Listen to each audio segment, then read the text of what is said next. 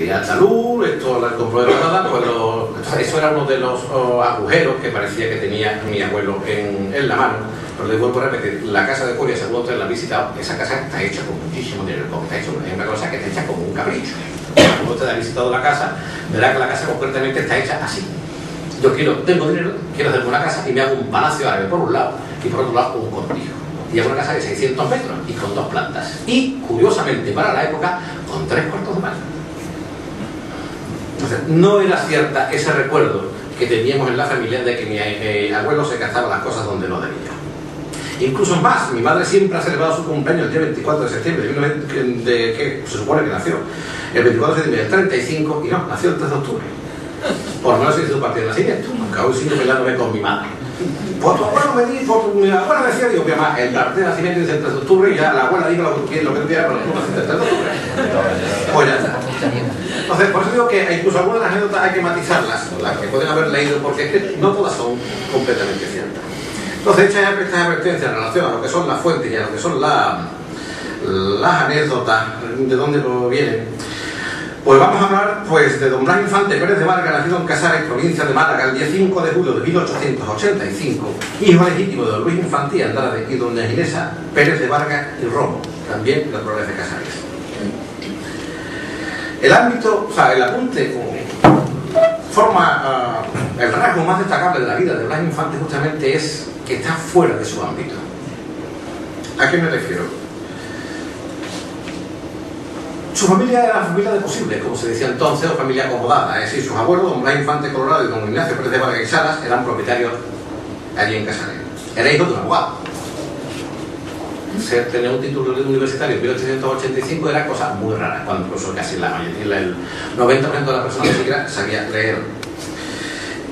Y es más, le aprendió a leer muy pronto y fue educado en los escolapios de Archidona. En los escolapios de Archidona como alumno interno, es decir, pagando su educación. Entonces costaba 395 pesetas al trimestre, cuando un jornalero cobraba, si hubiera trabajado todos los días, cuidado, todos los días, domingos incluidos, hubiera cobrado como mucho 114 pesetas al trimestre. Sin embargo, su educación costaba 395.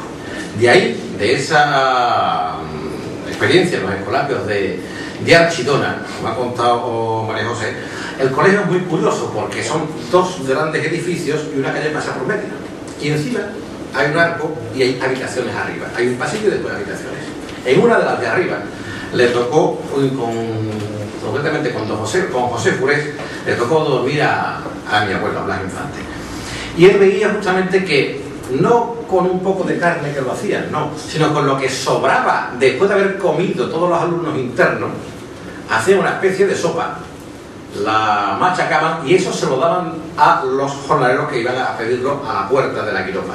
Curiosamente, los escolapios, que entonces ya tenían un programa de educación para niños pobres, se encontraba con que había padres de sus alumnos de banca que estaban, sin embargo, pidiendo de comer en la puerta de la quiropa.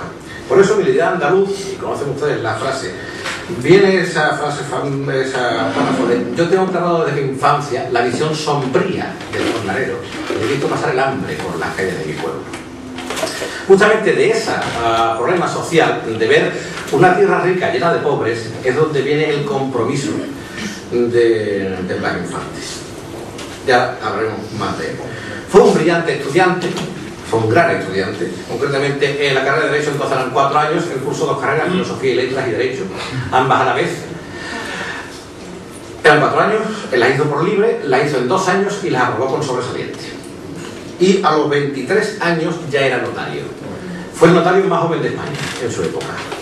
Y además un notario un tanto curioso, porque la ley de notariado de 1862 establecía que para ejercer de notario había que tener 25 años cumplidos. Por eso, curiosamente, este año todo el mundo estamos celebrando el 125 aniversario del nacimiento de mi abuelo, excepto un grupo de personas. El Colegio del Notarial de Andalucía ha celebrado el centenario de la toma de posesión de notario de don Blas Infante. Porque para poder tomar posesión de notario hay que tener 25 años. Y él tomó posesión el día 31 de diciembre de 1910, un poco más y se le va. ¿Pero qué ocurre? Pues una persona que tiene 23 años y que no puede ejercer de notario, lo más normal es que le hubieran suspendido la oposición y hubieran dicho que se presentara cuando tenía 23 años, 25 años. ¿Por qué? Pues simplemente porque no puede ejercer, aunque tenga el título. ¿Qué hubiera motivado eso? Porque siendo notario pero sin plaza, porque no tenía 25 años, hubieras podido cobrar como notario, y de hecho lo hizo, y no podía ejercer. Tal es así, con 23 años le dan notaría en castellana, pero no puede ejercer hasta el día, empezó a ejercer el día 31 de diciembre de 1910. ¿Y qué hizo mientras? Pues como estaba notario en Cantillana y, en fin, tenía 23 años, cobraba 2.000 pesetas al mes, estaba soltero y pues le dio por irse a la Ateneo de Sevilla. Y allí conoció a un señor haciendo los juegos florales.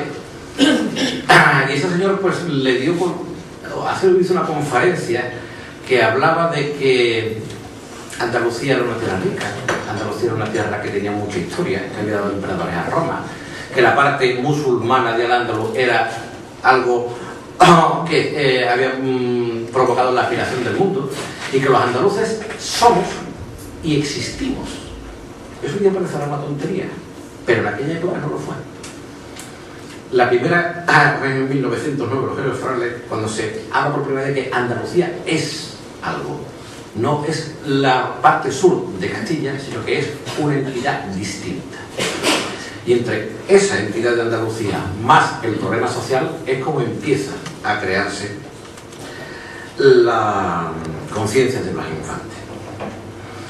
Por tanto, un notario, abogado de éxito y con posibilidad pues, de tener una familia de la alta burguesía, vivir cómodamente, criar una familia, y aquí me la acentúa, como se dice vulgarmente.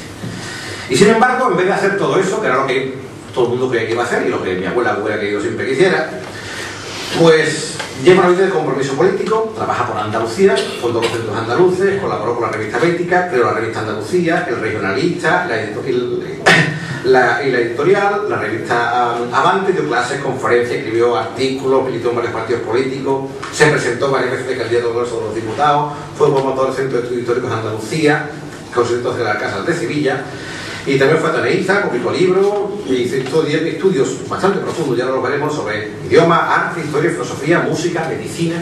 Sí, también estudió medicina. Su actitud viene, y lo podemos resumir en sus propias frases, en la Idea Andaluz, la primera edición de 1915, en la página 341, tenía 30 años cuando escribió esto, y decía Blas Infante: no son hombres de bien los que se consagran por entero a sus hogares, sus bibliotecas o sus retiros, rehusando o despreciando la lucha por la justicia. Son egoístas que huyen del fango por evitarse la repugnancia o el esfuerzo. Son esa clase cobarde, llamada neutra. Hablan de las debilidades de los hombres públicos sin haber contrastado su propia fortaleza, y dejan los asuntos públicos a la incapacidad de los peores. Por eso dio su paso adelante.